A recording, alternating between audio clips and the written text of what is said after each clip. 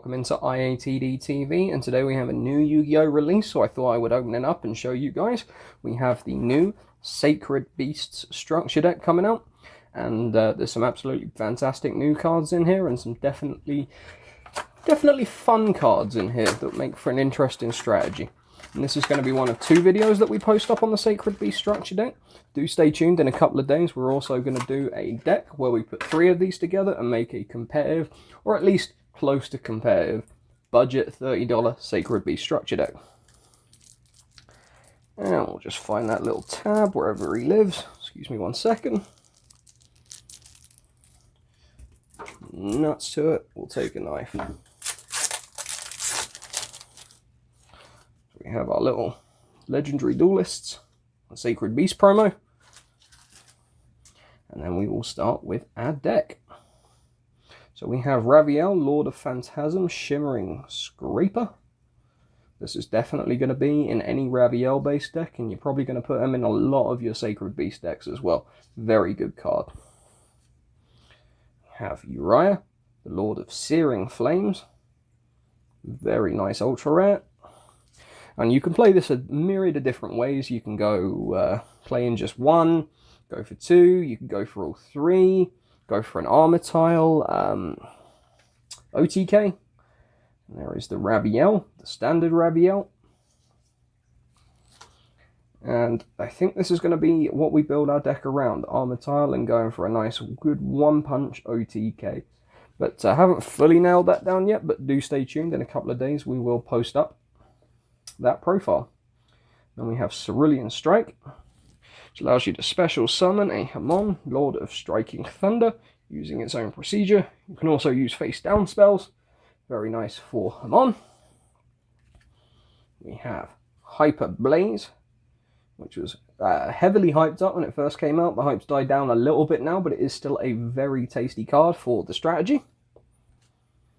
We have Dimension Fusion Destruction. This is going to be another card that we focus the deck around, as that really helps us get to that armor tile even faster. Chaos Core. Very nice. It's going to be Searcher. And the Dark Beckoning Beast is probably going to be what... Dark Beckoning Beast is our Searcher. And then we have the Core here. And we move into Dark Beckoning Beast. It's very handy for the strategy. We're going to be playing 3 of these, I'm sure, and 3 of these.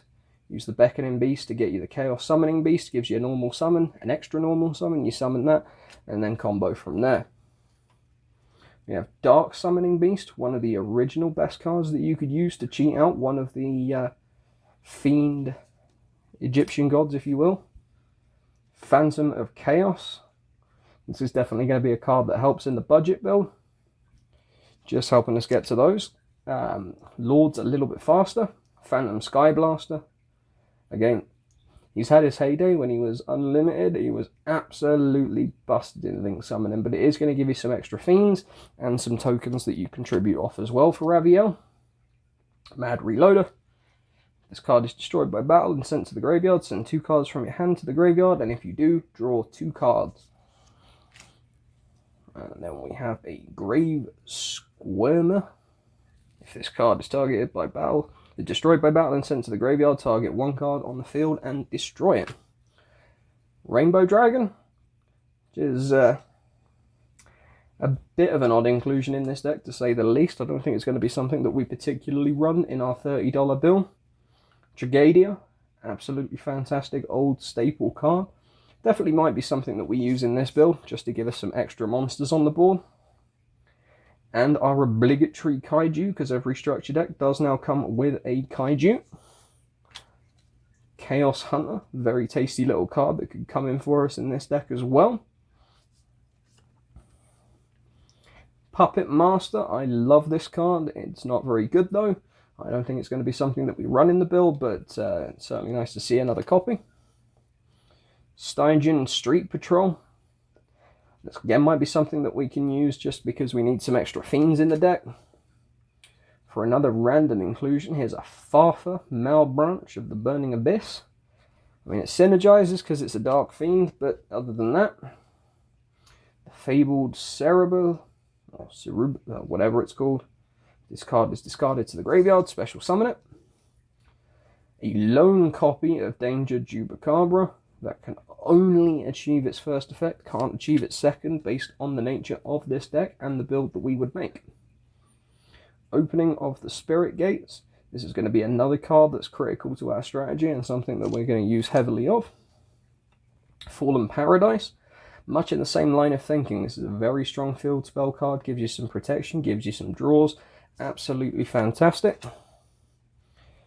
Phantasmal Martis. While you control at least 2 other cards in your hand and control a Uriah, Hamon, or Rabiel, send your entire hand to the graveyard and then special summon 3 Phantasm Martyr tokens. Absolutely fantastic. It's certainly going to be something that we play. I don't know if it's going to be a lot of, but we're probably going to try it. Spell Chronicle. Terraforming for our field spells. Set rotation for our other field spell, which will be Mound of the Bound Creator.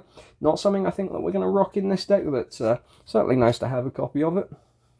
1 for 1. Now this is definitely going to see some play in the deck, and a very nice common reprint too. The Beginning of the End, just to draw you some extra cards. Pot of Desires, which is a very nice common reprint. It just got reprinted in rare as well, so there's no excuse not to have a copy. Or 3. Owner's Seal, very nice. Field Barrier, again not something that I think we're going to use in this deck, but it could come up. Swords of Concealing Light, can be useful in certain situations. MST for that spell and trap removal. Awakening of the Sacred Beast. A lot of people are building this deck around this trap card, as you can stun your opponent in a myriad of different ways, depending on which one you have out on the field. Escape from the Dark Dimension. Give you a little bit extra there. Some more continuous traps to go with Lord. So we have Shapesister, Imperial Custom, Mistake, very nice. We have Dark Factory of More Production.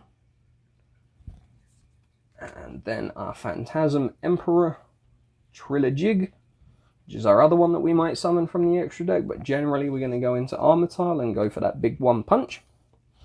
And then we finish a couple of advertisements and a couple of nice tokens. And it's nice that they gave us the token cards in these sets. We don't always get the tokens, and sometimes we even have to wait for an OTS to get the tokens. So to include them in the structure deck is very nice. You're going to need them, they're going to use them, and very happy to see them in there. So that about wraps it up for today's opening of the Sacred Beast structure decks. Like I say, in about 2 days' time, probably at the weekend, we're going to upload a video where we make a complete deck out of 3 Sacred Beast structure decks and try and make the best deck we can. So stick around and tune in for that profile. It should be an interesting watch. And as for now, this is IATD TV signing off. Peace.